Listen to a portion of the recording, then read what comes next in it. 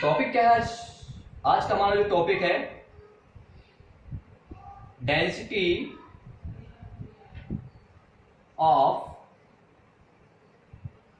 Crystal, crystal या ठोसों का घनत्व। तो सबसे पहले हम लोगों को पता है कि घनत्व या इसको डेंसिटी कहते हैं। डेंसिटी बराबर होता क्या है, शायद सभी को पता है। किसी भी क्रिस्टल डेंसिटी बराबर होता है द्रव्यमान बटे आयतन।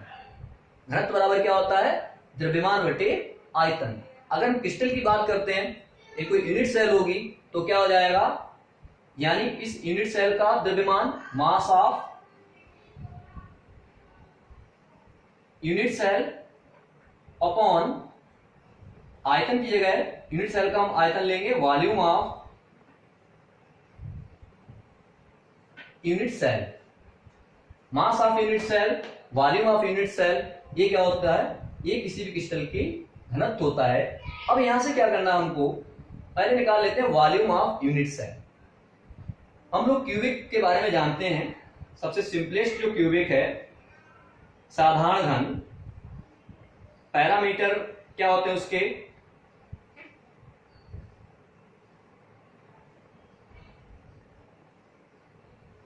हम लोगों ने 3 पैरामीटर पढ़े थे। यानी इसमें क्या होगा, ये 3 अक्ष हैं, इसको मान लिया x, इसको y, इसको z। इसमें 3 पैरामीटर हैं a b c। इसको a पैरामीटर मान लिया, इसको b मान लिया और इसको c पैरामीटर मान लिया।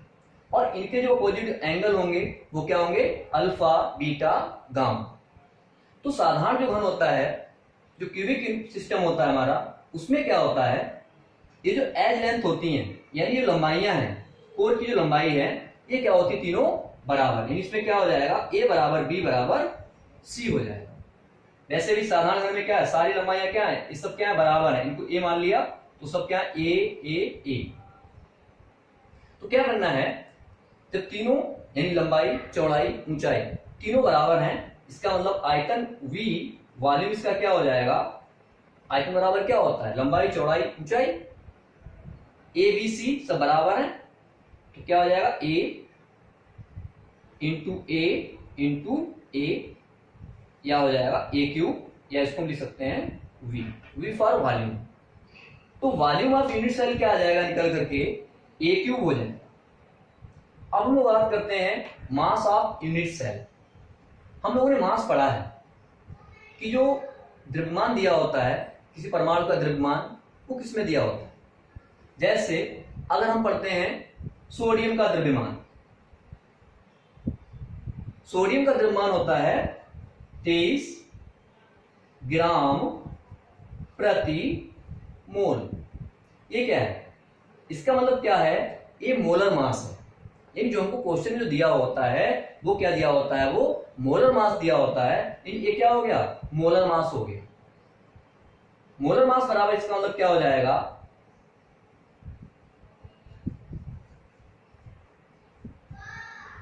मास ऑफ यूनिट सेल। तो पहले मोलर मास बराबर क्या हो जाएगा, प्रति मोल है, इसका मतलब क्या हुआ, आवागाड्रो नंबर से गुणा की होगी इसको, गुणा मास ऑफ एटम, यानी परमाणु का द्रव्यमान। अगर हम परमाणु के द्रव्यमान को 6.022 गुणा 10⁻23 से गुणा कर देते हैं तो क्या बन जाता है, तो बन जाता है वो मोलर मास बन जाता है। यहां से हमको निकालना क्या है, हमको निकालना है एक परमाणु का, पहले हमको द्रव्यमान तो निकालना है। तो मास ऑफ यूनिट सेल, तो यहां से हम क्या निकाल लेंगे, परमाणु का द्रव्यमान क्या हो जाएगा, m, एटम बराबर क्या हो जाएगा, ये मोलर मास, इसको मैं m से रिप्रेजेंट कर देता हूं, अपॉन, और 6.022 इंटू 10⁻23। इस संख्या को क्या कहते हैं, एवोगाद्रो नंबर या एवोगाद्रो संख्या, और इसको रिप्रेजेंट किससे करते हैं, Na से। शायद आपको पता है 6.022 इंटू 10⁻23 ये क्या है, एवोगाद्रो संख्या है, इसको Na से रिप्रेजेंट करते हैं। तो यानी क्या हो जाएगा, मास ऑफ एटम क्या हो गया, मोलर मास अपॉन Na। अब मास ऑफ यूनिट सेल क्या हो जाएगा, यूनिट सेल में क्या होता है, प्रति इकाई सेल कुछ कणों की संख्या भी होती है।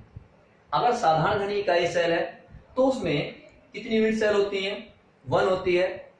एफसीसी टाइप है, अभी हम लोगों ने पढ़ा, उसमें 4 होती हैं। अगर बीसीसी टाइप है तो उसमें क्या होती हैं, 2 होती हैं। तो क्या करते हैं, इसको मल्टीप्लाई कर देंगे जो भी यूनिट सेल्स होंगी पर यूनिट सेल पार्टिकल्स की, तो क्या करेंगे, ये बन जाएगा mass of atom.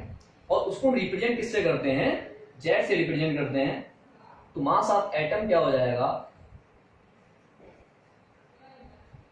Mass of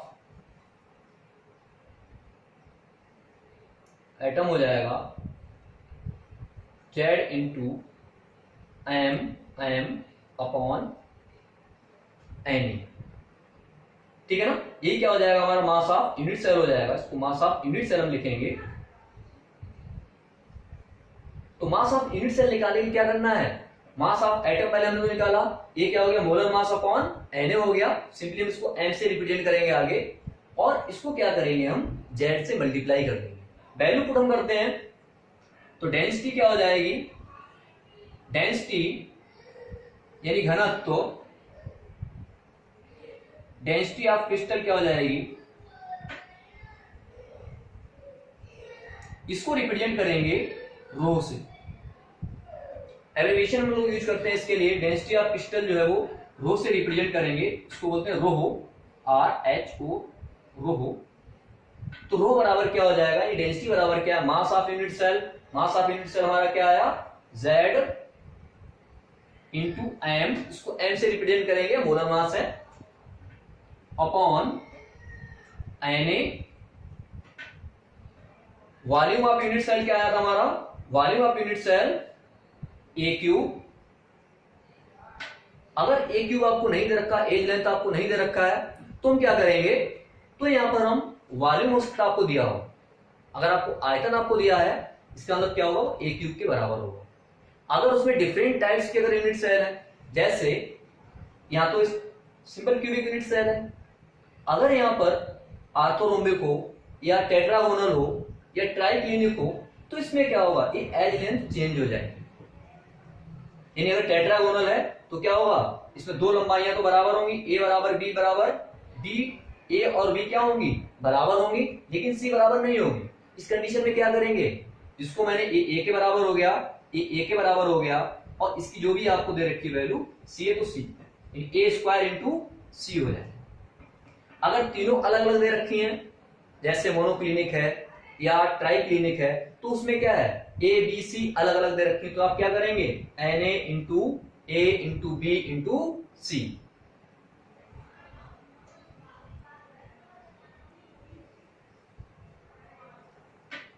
तो क्या क्या हो गया इसमें, रो डेंसिटी हो गई, density of crystal, Z, Z के बारे में अभी बताया था पीछे, number of particles per unit cell,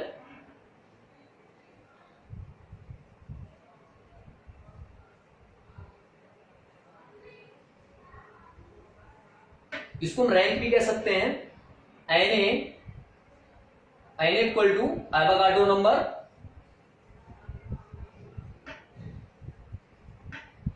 N equal to Avogadro number, और वैल्यू सी कितनी होती है, 6.022 इंटू 10 पावर 23।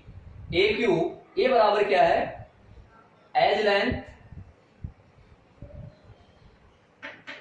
ए बराबर एज लेंथ। ठीक है, तो बहुत ही इंपॉर्टेंट फॉर्मूला है, इस पर भी डायरेक्ट क्वेश्चन आता है। यानी इसमें कितने देखो पैरामीटर, आपको क्या क्या इसमें आपको गिवन हो सकता है, रो डेंसिटी आपको गिवन हो सकती है, मोलर मास आपको गिवन हो सकता है, एन की वैल्यू पता है, एज लेंथ दिया हुआ है, तो जेड आपसे पूछा सकता है। यानी कोई भी इसमें एक चीज आपसे पूछी जा सकती है, कई भी पूछ लेता है, डेंसिटी निकालिए क्रिस्टल की, तो उसमें आपको क्रिस्टल का जो भी परमाणु होगा उसका आपको मास आपको गिवन होगा, किस टाइप का है क्रिस्टल, डीसीसी है, एफसीसी, तो उसके लिए जेड की वैल्यू आप पुट कर लेंगे, एन और ये सब आपको गिवन होगा। कभी कभी एज लेंथ भी पूछ लेता है, यानी 1 2 3 4 ये चार यहाँ पर रो जेड एम और ए, इनमें से आपको तीन चीजें आपको गिवन होंगी और एक चौथी आपसे इसमें कोई भी चीज पूछी जा सकती है। ठीक है, आप इस फॉर्मूला को एक बार फिर देख लीजिएगा। Density of crystal rho equal to Z into M upon N A into A cube. Z equal to number of particle per unit cell, SC के लिए 1, एफसीसी के लिए 4, बीसीसी के लिए 2। M equal to molar mass यानी molar द्रव्यमान, N A number of Avogadro, A edge length और A cube क्या हो गया है, वॉल्यूम हो गया।